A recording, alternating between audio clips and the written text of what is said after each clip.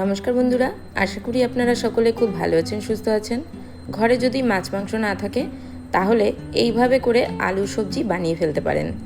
এটা রুটি বা ভাত দুটোর সাথেই খুবই ভালো লাগে।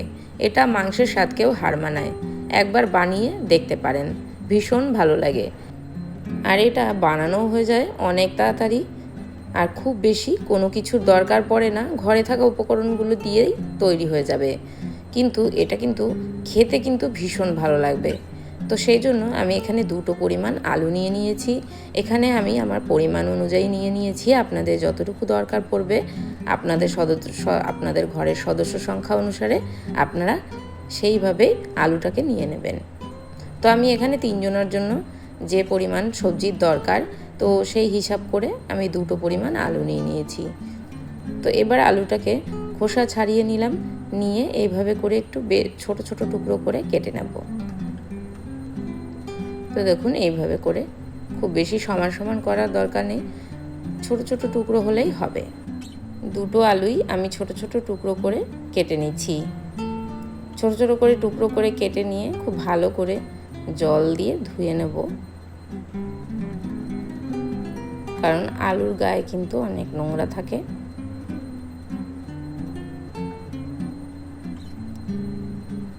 এইবার আলুগুলিকে একটা বাটিতে তুলে নিচ্ছি।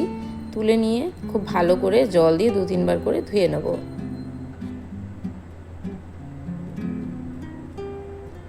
তো দেখুন, আমি জল দিয়ে ধুয়ে নিয়েছি। এবারে নিয়ে নিয়েছি মিক্সিং জার। এর মধ্যে আলুগুলিকে অল্প অল্প করে দিয়ে মিক্সিতে পেস্ট করে নেব। এবার আমি এর মধ্যে দিয়ে দিলাম 2 টুকরো আদা আর বেশ কয়েকটা রসুন। নিরামিষভাবে বানালে রসুনটাকে স্কিপ করবেন। এবার দেখুন কত সুন্দর পেস্ট তৈরি হয়ে গেছে। এটাকে একটা বাটির মধ্যে ঢেলে নেব। ঢেলে নিয়ে আর বাদ বাকি যেটুকু আছে সেটুকুকে মিক্সিতে পেস্ট করে নেব। খুব সহজেই কিন্তু এই আলুটা পেস্ট হয়ে যায়, এতে কোনো রকম সমস্যা হয় না।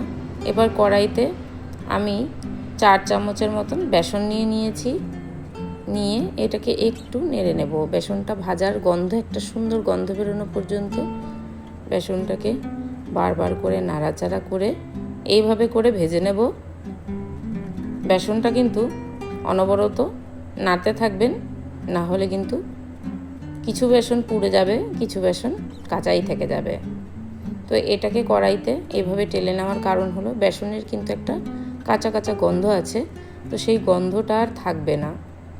তো দেখুন, আপনারা যখন ভাজবেন তখন নিজেরাই বুঝতে পারবেন, কিছুক্ষণ নাড়াচাড়া করার পর বেসনের সুন্দর গন্ধ বের হতে শুরু করবে, তখনই গ্যাসটা অফ করে দেবেন। খুব বেশি ভাজা ভাজা করবেন না, তাহলে কিন্তু বেসনের টেস্টটা খারাপ হয়ে যাবে। তো দেখুন, এই যে কড়াইতে ধরে ধরে যাচ্ছে, তখনই গ্যাসটা অফ করে দেবেন। এবার বেসনটা এইভাবে করে আলুর যে পেস্টটা এর মধ্যে অল্প অল্প করে মিশিয়ে নেব। এভাবে করে মেশাতে মেশাতে একটা ঘন ব্যাটারের মতন যখন তৈরি হবে, তখন আর এর মধ্যে বেসন অ্যাড করব না। তো সেই জন্য আমি এখানে 2-3 বার করে অল্প অল্প করে বেসনটাকে মিশিয়ে নিচ্ছি। খুব বেশি একদম পাতলা ব্যাটার থাকলে তাহলে কিন্তু হবে না, জিনিসটা তৈরি হবে না। তো সেই জন্য অল্প অল্প করে, আবার খুব বেশি একদম শক্ত শক্ত হয়ে গেলেও জিনিসটা ভালো লাগবে না। তো দেখুন, আমি যেমনটা চাইছি তো তেমন হয়ে গেছে, বড়ার আকৃতি নিচ্ছে। এইবার কড়াইতে তেল গরম হতে দিয়ে আমি এর মধ্যে বড়াগুলিকে ভেজে নেব। বড়ার আকারে আলু আর বেসনের পেস্টটাকে ভেজে নিচ্ছি। আপনারা যদি আর একটু স্বাস্থ্যকর উপায় বানাতে চান, তাহলে এটা তেলে ভাজার পরিবর্তে আপনারা এটাকে জলে ভাপিয়েও নিতে পারেন। আর একটা উপায় আপনাদের দেখিয়ে দিচ্ছি, সেটাতে খুব তাড়াতাড়িও হয়ে যাবে, আর কোনো রকম আলাদা করে জলে ভাপিয়েও নিতে হবে না। তো দেখুন, কড়াইতে কিন্তু একটু ধরে গেছে, কারণ কড়াইয়ের তেলটা একদম আগুন আগুন গরম করে নিতে হবে, না হলে কড়াইতে এইভাবে একটু ধরে যেতে পারে। তো এইটা একটু খেয়াল রেখে রান্না করবেন। তো দেখুন, বড়াগুলি কিন্তু সঠিকভাবে একদম ভাজা হয়ে গেছে। খুব বেশি ভাজা ভাজা করার দরকার নেই, যেহেতু এটা তরকারি রান্না হবে। আর যদি আপনারা এইভাবে শুধু হিসাবেই খেতে চান, তাহলে এটাকে আরও ভেজে নেবেন মুচমুচে করে। তো দেখুন এইভাবে করে আমরা কিন্তু বড়াগুলিকে ভাপিয়ে নেব। তো দেখুন একটা এইভাবে ফুটো ফুটো থালা থাকলে এই ফুটো ফুটো থালার উপরে এইভাবে করে বড়ার আকারে দিয়ে দেবেন। দিয়ে আর তার আগে অবশ্যই এই থালাটাকে একটু তেল ব্রাশ করে নেবেন, না হলে এই বড়াগুলি উঠতে চাইবে না। তো বাদ বাকি যে ব্যাটারটুকু ছিল, হাফ আমি বড়া ভেজেছি, হাফ এইভাবে করে ভাপিয়ে নেব। তো এইভাবে করে ভাপিয়ে নেওয়ার জন্য আমি কিন্তু কড়াইতে যে তেল ছিল, এই যে তেল, এর মধ্যে মশলা কষাতে কষাতেই ওটাকেও ভাপিয়ে নিব। তো এটার জন্য আলাদা করে কোনো রকম জল ইউজ করব না ভাপিয়ে নেওয়ার জন্য। এই দেখুন এই যে পেঁয়াজটা ভাজতে দিয়েছি, তো পেঁয়াজটা ভাজা হতে হতে আর ওই বড়াগুলিও কিন্তু সঠিকভাবে ভাপানো হয়ে যাবে। ভাপানো বলতে যেহেতু এটা ভাপানো হচ্ছে না জলে, বড়াগুলি কিন্তু শক্ত হয়ে যাবে। দেখুন এখানে টমেটো আর পেঁয়াজ দিয়ে দিয়েছি, এইগুলো ভাজা হতে হতে এর উপরে আমি দিয়ে দেবো এই থালাটা। তো দেখুন এর উপরে থালাটা দিয়ে একটা ঢাকা দিয়ে দেবো, এতে করে পেঁয়াজ আর টমেটোটা ভাজাও হয়ে যাবে আর এদিকে এগুলোও কিন্তু শক্ত হতে শুরু করবে। তো মাঝে মাঝে থালাটাকে তুলে এইভাবে করে পেঁয়াজ টমেটো হয়েছে কি না দেখে নেব, আর একটু নাড়াও দিয়ে নেব। নাড়া দিয়ে তারপর আবারও কিন্তু এইভাবে করে প্লেট দিয়ে দিয়ে তারপরে মশলাগুলিকে কষিয়ে নেব। এতে করে কিন্তু খুব বেশি টাইম লাগবে না, অল্প সময়ের মধ্যেই কিন্তু এই বড়াগুলি শক্ত হয়ে যাবে। তো দেখুন বড়াগুলি মোটামুটি হয়তো শক্ত হয়ে গেছে, তো আমি নামিয়ে রাখছি, আপনাদেরকে দেখাচ্ছি। ততক্ষণে মশলাটা কষিয়ে নিচ্ছি। তো দেখুন এইবার পেঁয়াজ টমেটো মোটামুটি ভাজা ভাজা হয়ে গেছে। এবার এর মধ্যে দিয়ে দিলাম লবণ দিয়ে এগুলিকে আবারও একটু নাড়াচাড়া করে নেব, যাতে করে আরও ভালো করে সেদ্ধ হয়ে যায় পেঁয়াজ আর টমেটো। যে তেলেতে আমি বড়াগুলি ভেজেছিলাম সেই তেলেতেই তরকারি বসিয়ে দিয়েছি, যার জন্য তেলটা একটু কালো কালো মতন মনে হচ্ছে। তো দেখুন টমেটোটা এইভাবে কুচি কুচি করে দিয়েছি, এর পরিবর্তে আপনারা টমেটো পিউরি দিতে পারেন। এবার দিয়ে দিলাম ঝালের জন্য লঙ্কা, 3টে লঙ্কা চিড়ে দিয়ে দিয়েছি। এবার দিয়ে দিয়েছি আদা রসুন বাটা, এটা আমি শিলনোড়াতেই বেটে নিয়েছি।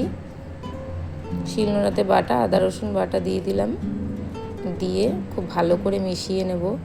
আদা রসুন বাটার যতক্ষণ না সুন্দর একটা ভাজা ভাজা গন্ধ বের হচ্ছে। তো এইভাবে করে নাড়াচাড়া করে এটাকে খুব ভালো করে ভেজে নিচ্ছি। তো দেখুন সব কিছুই কিন্তু মোটামুটি ভাজা হয়ে গেছে। এবার এক এক করে এর মধ্যে গুঁড়ো মশলা অ্যাড করে তারপর মশলাটাকে কষিয়ে নেব। তার আগে এর মধ্যে একটুখানি জল দিয়ে নেব, যেহেতু মশলাটা একদম ভাজা ভাজাই হয়ে গেছে। এর মধ্যে যদি ডাইরেক্ট তেলের মধ্যে গুঁড়ো মশলা অ্যাড করলে গুঁড়ো মশলা পুড়ে যেতে পারে। তো এইভাবে করে অল্প জল অ্যাড করে দিলাম। এইবার আমি ধীরে ধীরে করে এক এক করে গুঁড়ো মশলা দিয়ে দেবো।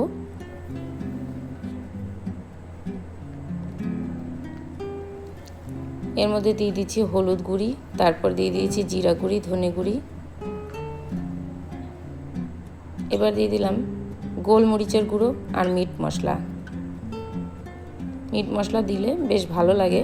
তো এবার সমস্ত কিছু একসাথে মিশিয়ে ভালো করে কষিয়ে নিলাম।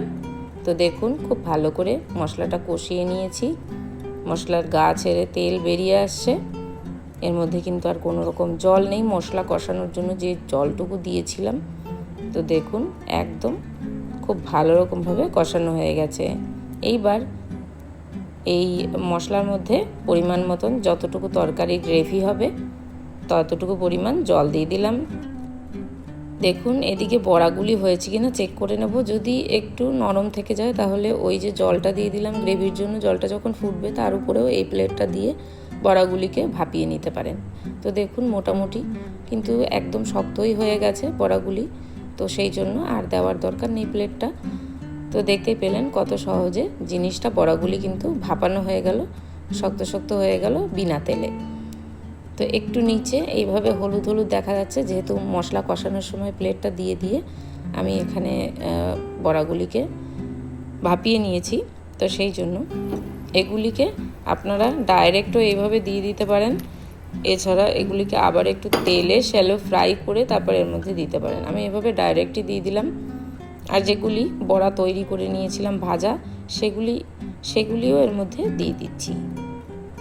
এগুলি চাইলে আপনারা একটু পরেও দিতে পারেন, এই তরকারি হতে খুব বেশি টাইম লাগে না, মশলা কষাতে যতটুকু টাইম লাগে আর এই বড়াগুলি তৈরি করতে যতটুকু টাইম লাগে। এই বড়াগুলি দেওয়ার পর খুব বেশি নাড়াচাড়া করবেন না।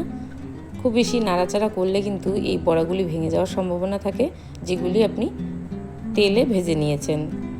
তো দেখুন এবার নামানোর টাইমের আগে গ্রেভি দেখুন একদম ঘন ঘন হয়ে গেছে।